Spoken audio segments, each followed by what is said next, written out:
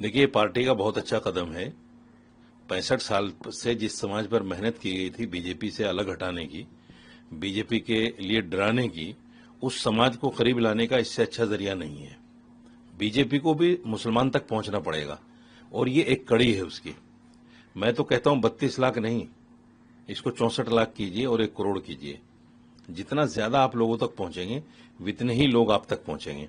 ये सच्चाई है। मुसलमान चाहता है बीजेपी के पास आना, लेकिन जब देखता है कि कुछ बयान बहादुर हैं जो इस तरह के उल्टे सीधे बयान देते हैं, जो आला कमान की परमिशन से नहीं होते और वो अपने आप को चमकाने के लिए दे देते हैं, तो मुसलमान कहीं ना कहीं आगे पीछे हो जाता है। अगर आला कमान की तरफ से, सरकार की तरफ से, पार्टी की तरफ से इस तरह की स्कीमें और इस तरह करीब लाने की बातें होंगी तो मुसलमान क्यों नहीं आएगा? मुसलमान के पास विकल्प नहीं है। अगर पार्टी विकल्प बनना चाहती है तो मुसलमान तो राजी है, बाहें फैलाए खड़ा है। जब आवाज देंगी पार्टी जब भी आ जाएगा मुसलमान। इसलिए ये कदम बहुत अच्छा कदम है। मैं सरकार से और पार्टी से ये अनुरोध करता हूं कि इसको थोड़ा सा और बढ़ाइए।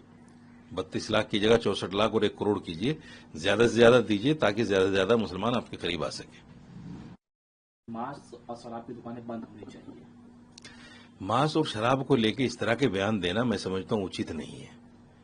जिस मुल्क में 77.7% लोग मांस खाते हों, मांसाहारी हों, और मुसलमान उस मुल्क में सिर्फ 17% हो, बाकी कौन लोग हैं?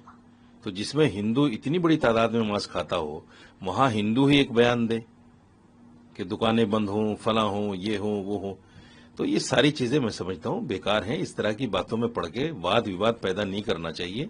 जो जिसका मन है, संविधान ये कहता है कि जो जिसका मन है वो खाए, जो जिसका मन है वैसी पूजा पद्धति करे, जो जिसका मन है वैसा पहने, जिसका जो मन है उस तरीके से रहे। आप इस पर तो कहीं भी नहीं बोले। जब सुप्रीम कोर्ट ने कहा कि लड़का लड़के के साथ शादी कर सकता है, लड़की लड़की के साथ शादी कर सकती है, रिलेशनशिप को जायज करार दे दिया कोर्ट ने, आपने उस वक्त तो कहीं भी नहीं बोला। जो हिंदुस्तानी कल्चर और सभ्यता के बिल्कुल खिलाफ है, उस पर आप नहीं बोलते। मांस खाना, इस पर बोलेंगे, बकरीद पर बोलेंगे। मैं समझता हूं कि ये चीजें बोलने लायक है ही नहीं और इसका एक्शन रिएक्शन भी नहीं होना चाहिए। ऐसे लोगों को निगलेक्ट करना चाहिए बिल्कुल। सर, सरकार वक्फ के संशोधन कर रही है तो ये केवल भलाई के लिए है, किसी की धार्मिक स्वतंत्रता नहीं छीनी जा रही है। वक्फ बोर्ड एक वैधानिक निकाय है, धार्मिक निकाय नहीं है। ओवैसी देश को गुमराह करने का काम कर रहा है। बिल्कुल सही बात है। वक्फ बोर्ड जो है एक धार्मिक संवैधानिक संस्था है, धार्मिक नहीं है, इसमें कोई दो राय नहीं है। बिल्कुल सही कहा उन्होंने। लेकिन कुछ चीजें हैं जो सरकार को समझनी चाहिए, कुछ समझी हुई है सरकार ने।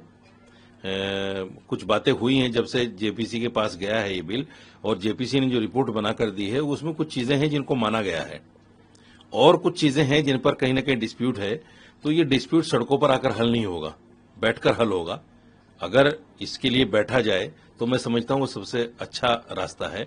और जिस तरीके से रमजान के पवित्र महीने में 26 का ऐलान कर दिया पर्सनल बोर्ड ने, ये ऐलान उचित नहीं है। अब लोग ईद की तैयारी में हैं, रमजान वैसे चल रहा है, ऐसे में धरना प्रदर्शन करना मैं समझता हूं ये अच्छी बात नहीं है। उनको ये धरना ईद के बाद ले जाना चाहिए।